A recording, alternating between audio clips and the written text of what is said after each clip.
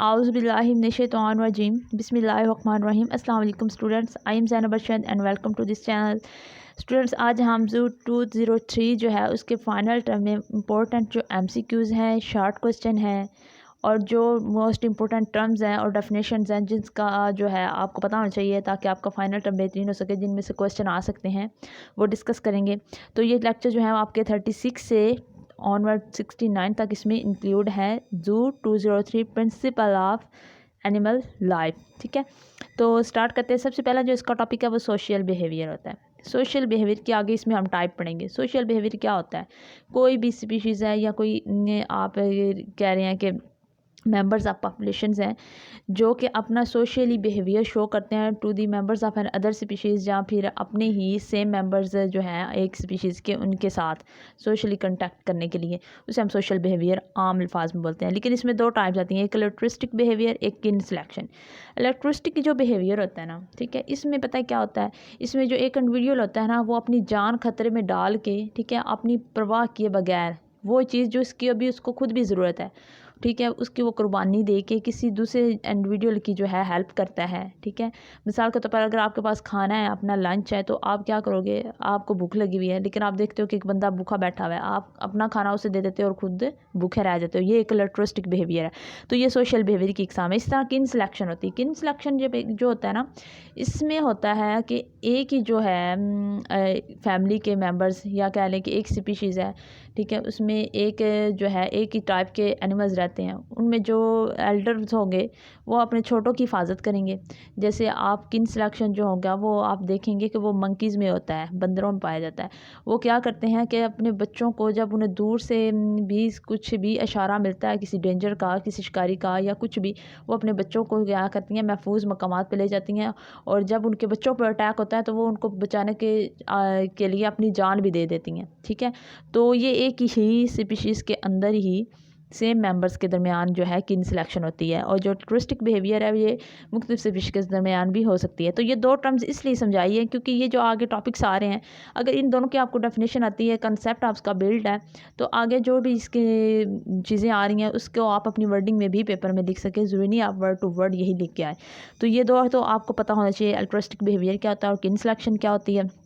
और सबसे पहले अब इसका हम जो है हिस्टोरिकल बैकग्राउंड दिया हुआ कि इलेक्ट्रिस्टिक जो बिहेवियर था वो किसने दिया था, ठीक है, किसने इसको डिस्क्राइब किया, बयान किसने किया, डार्विन ने। और इसका नाम किस तरह बयान किया था, ये डेफिनेशन मैं ऑलरेडी इसको एक्सप्लेन कर चुकी हूँ, तो ये आपने इसकी डेफिनेशन अपनी वर्डिंग में लिख सकते हैं। इसके अलावा जो था कि अल्ट्रिस्टिक बिहेवियर होता क्या है, डार्विन ने इसको सबसे पहले जो यूज़ किया था। और अल्ट्रिस्टिक बिहेवियर में ये होता है कि इसकी एग्जाम्पल्स आपने याद रखनी है, ठीक है, इसके इफ़ेक्ट क्या होते हैं वो याद रखना है। तो उसके बाद आपको इसके अंदर ये जो इम्पोर्टेंट दिया हुआ है कि 1960 के मिड तक जो थे साइंटिस्ट को जो है वो डार्विन की इस अल्ट्रिस्टिक बिहेवियर की जो बयान की गई थ्योरी थी उसके ऊपर उन्हें शक की था। ठीक है, वो शक को दूर करने के लिए इसी पे ही काम करते रहे और उसी को लेके आगे चले।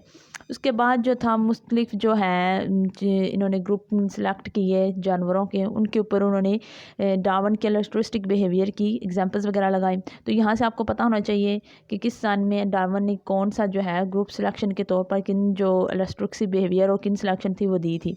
यहाँ पर सिर्फ आपने ये दो लाइनें ही याद रखनी है। नीचे अगर आ जाओ तो इस टॉपिक में आप देखें कि ग्रुप सिलेक्शन क्या होती है। ठीक है, ग्रुप सिलेक्शन किसने दी थी, और ग्रुप सिलेक्शन जो थी वो आम जो थे ना डार्विन के बाद जो आए थे सारे साइंटिस्ट, उन्होंने ये एक टर्म यूज़ की थी, उन्होंने ये डिस्क्राइब किया था, लेकिन वो छोटे लेवल के जो साइंटिस्ट हैं उन्होंने ठीक काम नहीं बताया। ठीक है, उनके काम को किसने आके रिजेक्ट कर दिया, वीसी एडवर्ड ने 1962 में। उसने कहा कि ये तो जो साइंटिस्ट जो डार्विन की चीज़ों को बयान करते जा रहे हैं उसके अंदर से कोई नई चीज़ नहीं ला रहे, तो ये इनकी थ्योरीज गलत है। ठीक है, तो उसने क्यों गलत की, दो रीज़न तीन लिखी हुई है, ये आपने रीज़न नीचे बताई हुई है, ये मैं एक्सप्लेन नहीं कर रही, मैं सिर्फ आपको बता रही हूँ कि यहाँ से ये रीज़न क्वेश्चन में पूछ सकता है, तो आपने ये रीज़न याद कर लेनी है।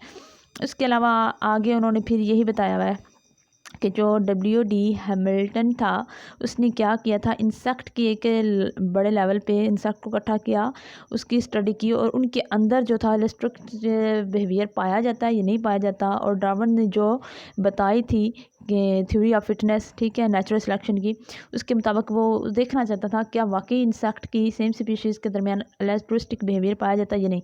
तो ये भी आ सकता है कि इंसेक्ट के ऊपर किसने स्टडी की थी, एमसीक्यूज़ में आ सकता है या शॉर्ट क्वेश्चन में। तो आपको पता होना चाहिए 1964 में WD हैमिल्टन ने की थी। तो उसने क्या किया था, उसने कहा था कि जो फिटनेस रहने की जो वजह है, यानी कोई भी जानदार है वो जिस माहौल में रहता है, ठीक है, अगर वो माहौल की शक्तियाँ बर्दाश्त नहीं कर सकता तो वो मर जाएगा। लेकिन अगर वो अपने इन्वायरमेंट के मुताबिक अडेप्ट कर लेता है खुद को, तो वो उस इन्वायरमेंट के मुताबिक फ़िटनेस हो जाता है, यानी वो फिट हो जाता है उसके अंदर। तो ये जो होती है नेचुरल सिलेक्शन की भी बेस पे भी होती है।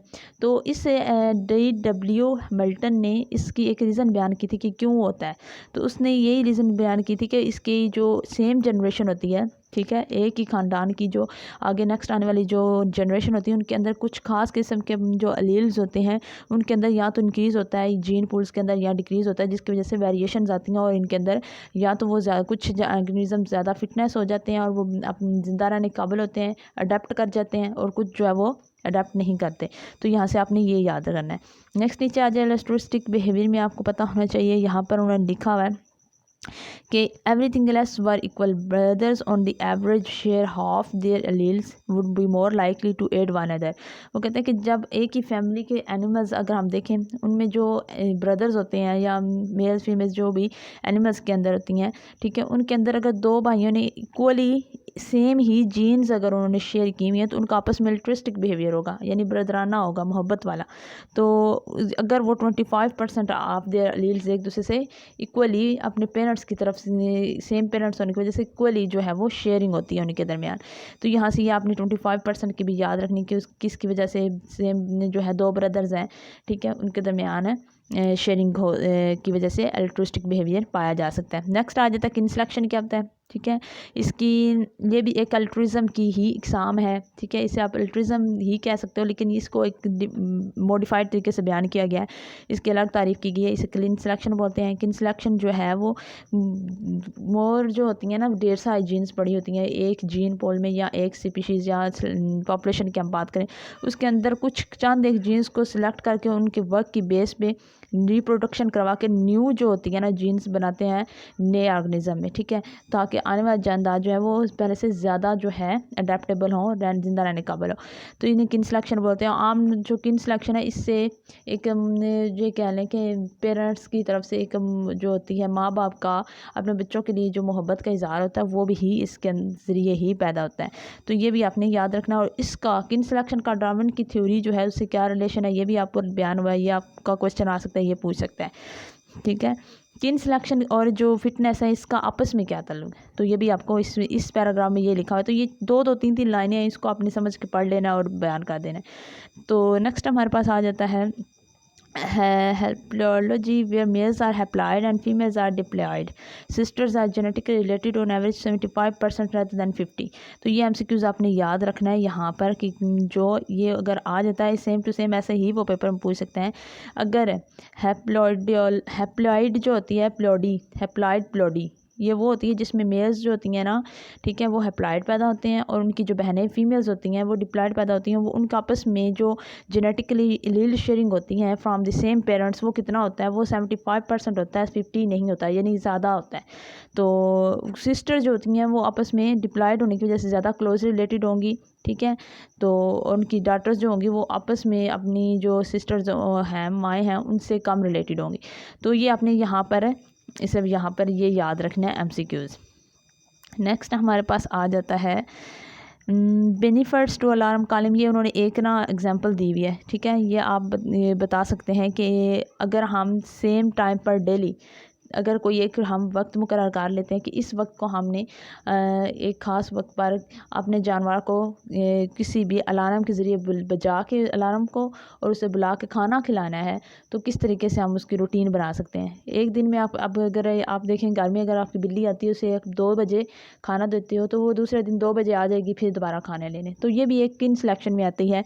तो ये उसके बेनिफिट्स हो जाते हैं कि आपको अलार्म देने की ज़रूरत ही नहीं पड़ती। एक दिन अलार्म देंगे, अपने जानवर को बुलाएंगे, खाना खा लेंगे, दूसरे दिन वो उस अलार्म की पहचान करवा लेगा, ठीक है, तो वो जाके उसको पा सकता है। नेक्स्ट एक यहाँ पर है किनेप्श ठीक है। क्निप्श थ्योरी क्या होती है? ये क्या कहती है कि एनिमल्स जो होते हैं उनके अंदर इवॉल्व होने की एक एबिलिटी होती है ताकि वो अपने ही कैटेगरीज़ के एनिमल्स को पहचान सकें और उनके साथ कोऑपरेट कर सकें और एक दूसरे से मोहब्बत वाला, एक दूसरे की हेल्प करने वाला रवैया बरकरार कर सकें। इसे कहते हैं किनशिप थ्योरी। किनशिप थ्योरी किन से निकला है? किन का मतलब होता है केयर करना, मतलब आम अल्फाज में अगर बताऊँ तो यहाँ से आपने इसकी ये सिर्फ किनशिप जो टर्म है इसका याद करना है। तो इस बाद में मुख्तलिफ जो है वो बता रहे हैं कि एक्सपेरिमेंटल स्टडीज़ की जाती हैं जिससे हमें पता चलता है कि जो किन वाले एनिमल्स हैं और नॉन किन वाले एनिमल्स हैं उनमें क्या आपस में फ़र्क है। यानी जो किन वाले एनिमल्स होंगे उनमें आपस में सेम एलील्स होंगी। ठीक है, आपकी बहन है, आपको उससे मोहब्बत ज़रूर होगी क्योंकि आपकी और उसमें कोई ना कोई जो आपके पेरेंट्स की तरफ से एलील्स ट्रांसफ़र हुई हैं वो सेम है, जिसकी वजह से आपको उससे किन रिलेशनशिप है।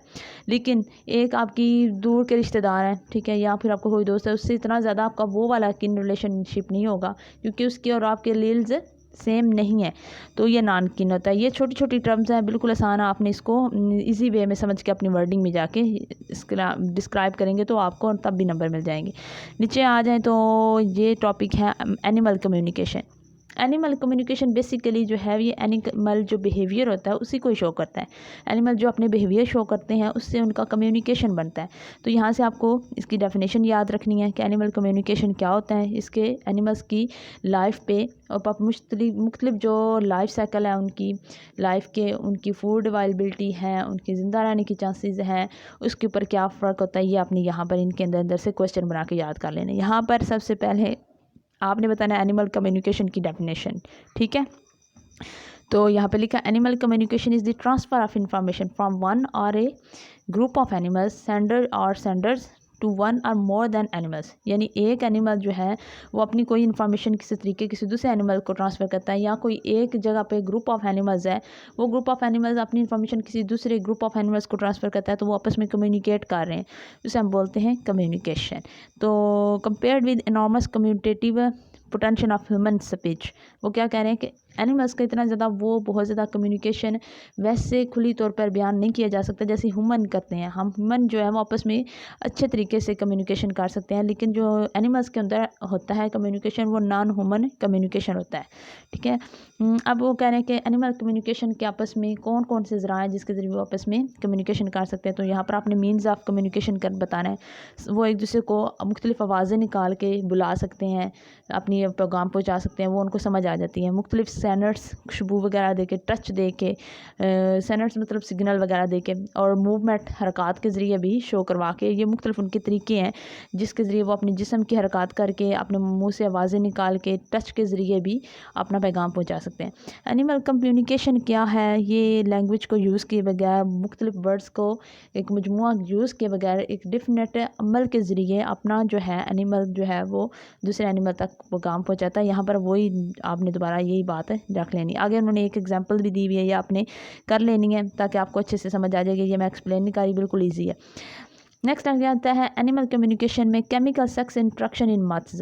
जो मत्स होते हैं मेल और फीमेल, उनके अंदर जो सेक्स करने का अमल होता है वो केमिकली जो केमिकल्स जो होते हैं उनको खराज करके और केमिकल्स के ज़रिए मुखालिफ से सिम्त वाले सेक्स को बुला के तो सेक्सुअल अट्रैक्शन दी जाती है। इसमें उन्होंने बताया कि मेटिंग करने के प्रोसेस में जो होता है उसमें सेक्सुअल अट्रैक्शन बहुत ज़्यादा मत्स के अंदर इंपॉर्टेंट है। मत्स के अंदर मेटिंग का प्रोसेस कैसे होता है, तो ये एमसीक्यूज़ में पूछ सकते हैं, तो आपको पता होना चाहिए केमिकल्स की बेस पे। ठीक है, वो मुख्तलिफ केमिकल्स सेक्रेट करेंगे। ठीक है, एक जो जेंडर है, ठीक है, या क्या है कि मेल मत जो है वो कोई केमिकल सेक्रेट करता है, तो फीमेल मत को वो उस केमिकल पहुंचेगा तो वो सिग्नल लेके तो मैटिंग के लिए तैयार होगी। Mating attraction is silk worm moths illustrate an extreme case of stereo single message communication that he is evolved to serve a single biological function है। ठीक है, जो मेटिंग अट्रैक्शन है उसमें वो क्या करता है, उसका एक ही पर्पस होता है, वो होता है mating.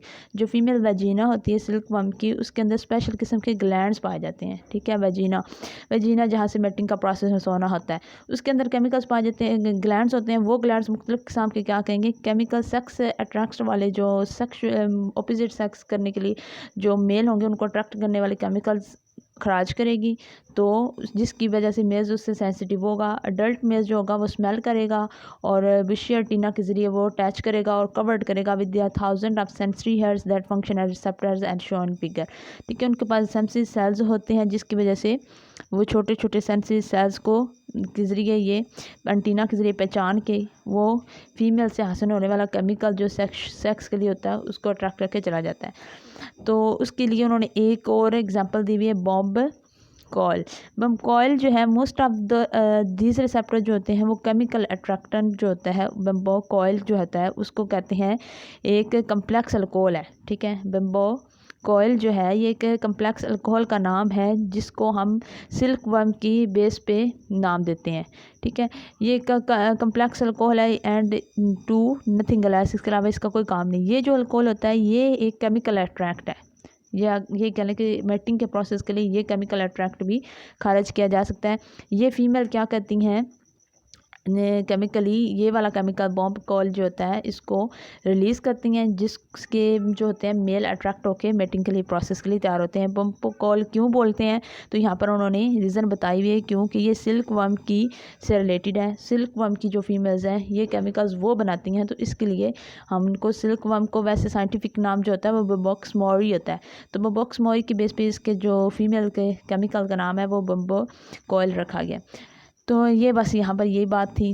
Chemical sex attraction in मथ में जो है दोबारा वही बता रहे हैं कि ग्रेडियंट के मुख्तलिफ केमिकल्स जो है उसको फॉलो करते हुए मेल जाता है और उससे कॉपुलेट करता है और उसकी जो है वो सेक्सुअली रिप्रोडक्शन होती है। फिर नेक्स्ट जो आ जाता है लैंग्वेज ऑफ हनी बी, जो हनी बी आपस में कम्युनिकेट करते हैं। ये जो लेक्चर ये मैं नेक्स्ट वीडियो में इसमें से इंपॉर्टेंट चीज़ें बता दूंगी।